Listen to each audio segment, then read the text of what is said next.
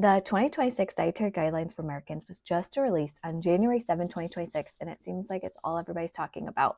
I'm a registered dietitian of almost 15 years. My name is Ashley Sweeney, and we're going to talk about this today because there are a lot of things that people aren't talking about. And a lot of the dietary guidelines, if I'm being honest, it's the same thing that's been released every 5 years. They just have a different way of packaging things. It's political, food industry influence is at play. Nutrition and science is evolving and they're trying to reflect it. But it seems so polarizing this year. I think because of the way social media is, I think because of the polarizing landscape of the politics right now. So I'm going to try to break it down for you unbiased and just explain what really the Dietary Guidelines for Americans is all about and what changes you may or may not see coming. So the USDA and the HHS together have always created the Dietary Guidelines for Americans. It started in 1980. The first set of Dietary Guidelines for Americans was published, and it's updated every 5 years, and it has been every 5 years since. So it was just time for it to get updated. The US Dietary Guidelines are designed to help population. So they're designed to give Americans guidance on, yes, how to eat in order to prevent chronic disease. That's the focus right now, but also is designed for population health guidance. The US government funds different nutrition programs and different food service programs, everything from WIC, which stands for Women, Infants, and Children, SNAP, and there is also senior citizen programs that are federally funded.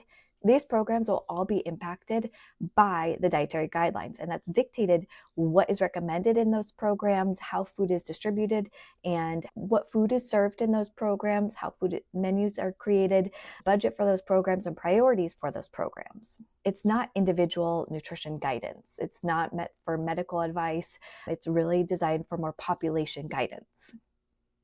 As a population right now, we are struggling with chronic disease and obesity. And so the government who created this and the agencies who designed the program chose the focus right now to focus on chronic disease. If we think about a little bit of a timeline here too, in 1992, the food pyramid came to us, and the food pyramid is the typical food pyramid you remembered, and it's updated every 5 years. And then in 2011, My Plate was launched, which I actually like this because it was a great visual of what your plate should look like. Now in 2026, we see this changed where it's like this inverted food pyramid, right? It's not even a food pyramid, it's a triangle upside down. And if I'm not being honest, it does look like somebody just created it in Canva, but it's just a new visual. Is it great for giving us a quick reference on how to eat? No, but it does show you what foods to prioritize. So to me, that's what this shows us, is that we should be prioritizing protein and fat, veggies and fruit, and grains are on there and they're important. It's just not the highest priority for our diet. And people are saying this is like a low carb. Fruits and veggies have carbs. So I see that argument going back and forth a lot. If you have a diet that is protein and you have a diet that's fruits, veggies, there's plenty of carbs there. So I don't feel like this is any type of keto diet plan at all. But the 2026 guidelines are supposedly focusing on real food. And they talk about reducing high processed foods, additives, artificial sugars. And not just that they talk about it, but they talk about the unknowns. So the fact that there is just not a lot of research on this. The nutrition food system in the United States is new when you think about how quickly science evolves. The food industry has rapidly evolved, and research as far as health has not kept up as far as long-term studies. And that's what this is trying to get at and show. So we're going to look at some of the resources on the Real Food website, realfood.gov.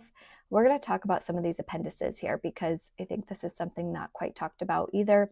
418 pages of research showing also that there's not enough research for us to know whether the current food supply is up to health standards and whether it's adequate. And for example, right off the bat on Appendix 1, it talks about chemical additives and how quickly foods have been added to our food supply. So things considered generally recognized as safe is a label that is put on many food additives, essentially saying it's generally recommended as safe. We don't have a ton of data saying it's healthy for us either. So these are foods that have been added to our food, and What the Dietary Guidelines is saying by highlighting these is that we're going to research this stuff now, and this is a priority for the United States as far as research dollars go. Before this stuff stays in our food supply even longer, let's get some larger, longer randomized trials. Let's get some information here on the specific chemical additives, biochemical, toxicological, these endpoints. Let's get some more data points on the foods, on the chemicals that are in our food supply right now, because we don't have that. So there's 400 pages inside the documents here talking about that information. This part of the dietary guidelines is the daily servings by calorie level. So this is showing us for the different, depending on your height, your weight, your age, the different calorie level recommendations. Now, this will be used in dictating menus in different food service programs that are funded by the government. So, for example, school breakfast programs, school lunch programs, senior programs, for example, they'll use these numbers of protein, dairy, veggies, and fruits and whole grains to make the menus. So these have changed slightly. Protein is highlighted and dairy is pretty similar to what it was before, except now it says it can be whole, reduced fat, low fat, or non-fat dairy products. And then it also talks about vegetable servings, fruit servings, whole grains, actual whole grains. It's different here because it previously said half of your grains should be whole. Now it just shifts the way the meals will be prioritized. And to me as a dietitian, I like that we're prioritizing more protein, healthy fats in the school lunch programs, fruits and veggies. The daily servings of protein, dairy, veggies, fruits, whole grains, and healthy fats are not extremely different than what they were before. However, healthy fat wasn't necessarily listed as its own food group, and now it's an entirely new food group. And like they use olive oil, butter.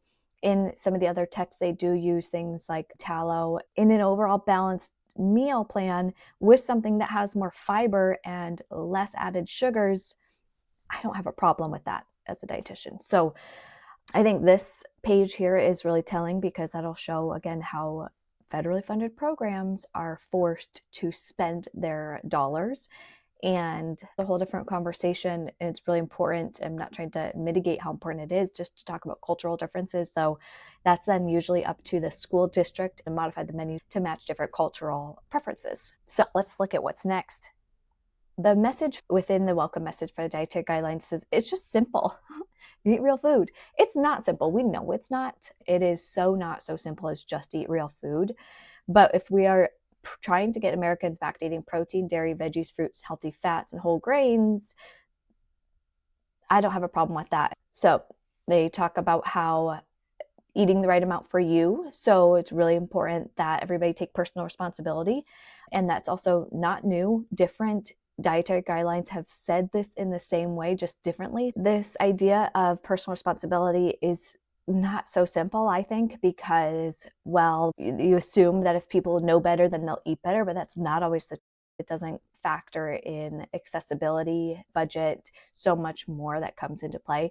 And, then there were the guidelines of eat less, move more, encouraging in the reader of these diet guidelines that, it's your fault. You're eating too much and you're not moving enough.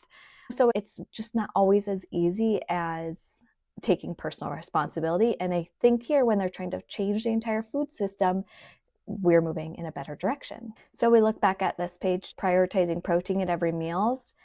This is really annoying. I think that they used kilograms here, 1.2 to 1.6 per kilogram of body weight, which is used in the medical field for creating protein recommendations. If you're 150 pounds, this equals 80 to 110 grams of protein per day. So I don't have a problem with that. I think most people do need more protein than what they're currently getting. And so this is encouraging more protein intake. Previous recommendations for how protein was decided based on nitrogen balance studies, and it's just kind of an outdated way of viewing calories and protein and macros. And so I think increasing protein is a good idea. Now here they talk about consuming dairy, and I don't think we are ever going to see dairy get off the food guide pyramid, even though I don't believe everybody needs dairy. I think it's just, this is evidence of the food industry biases and the food industry influence. And now they're saying full fat and no added sugar, better. It doesn't talk about people who cannot tolerate dairy, which is a very large percentage of the population. Doesn't talk about children with my 7-year-old who has a dairy allergy. It just is a very broad blanket statement that I believe is still in there because of the food industry influence, but it's still there. And then there are many other sources of ways to get calcium. Vitamin D, vitamin K, magnesium are all important for bone health, but it's going to be a while before they get rid of that. It talks about gut health. I think that's great that gut health is highlighted here on the main portion of the dietary guidelines. We should be eating high fiber food to support our microbiome, definitely. Fruits and veggies throughout the day, and so this may make a difference as far as school breakfast, school lunch. Juice is mentioned here, however, it's said in limited portions or diluted with water, so that'll be interesting to see how that plays out as far as the federally funded meal programs, how they now incorporate juice and how much is incorporated, because it definitely prioritizes whole fruits and veggies in their raw form, frozen, dried, or canned first. So now we're going to look at the healthy fat section, because it is funny that eggs are included here. Do you remember when eggs were like the black sheep of the nutrition world because of the cholesterol? So we're seeing shifts like that now, where people are realizing, and we're seeing more research and we're seeing more evidence saying, yeah, maybe it's not as bad as we thought it was.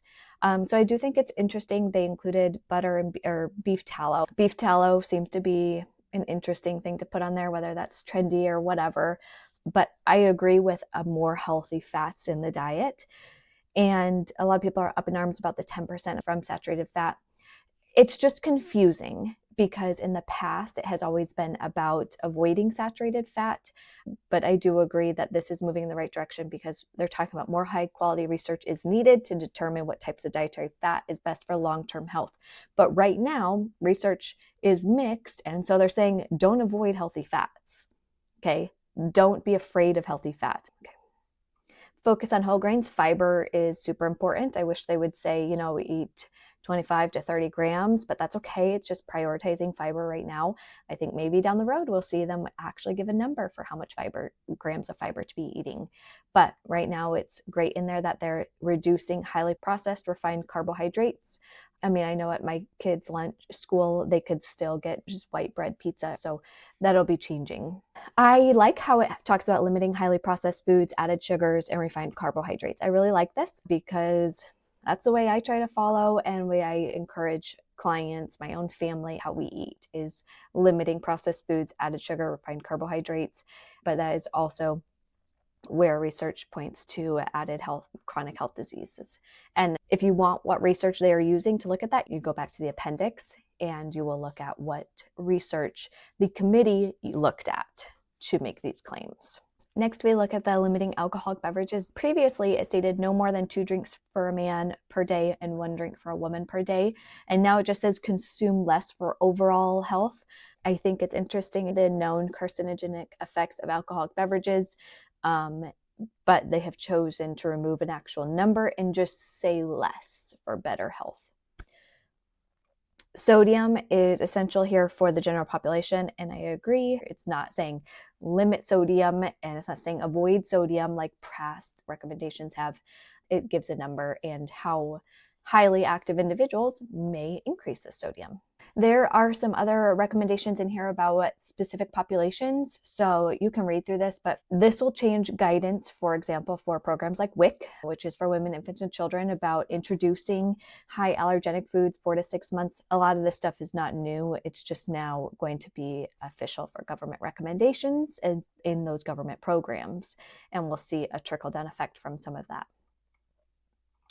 So how this plays into impact at your schools will be interesting to see how that all plays out in the next few years. Next up, I want to talk about the Scientific Foundation for Dietary Guidelines page. This is a 90-page document, and in it you'll see who was on the committee, who came up with the recommendations, what research they followed, who the committee members were, and such.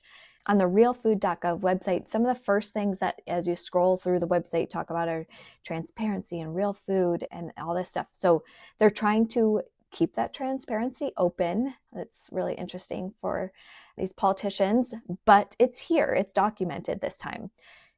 When the dietary guidelines were created before, we didn't know, I don't think, how deep those interests and those connections to the food industry were.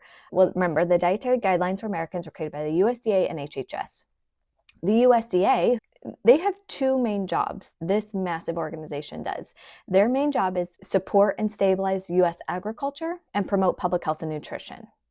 Those two things will go hand in hand in making the recommendation. So the dietary guidelines don't necessarily set the subsidies, but in the past, grains have been constantly emphasized as main priorities in the Dietary Foundation for America.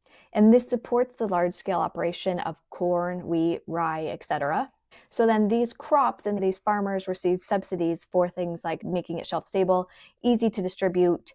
It's cheap calories for large populations because they need to be able to feed the population.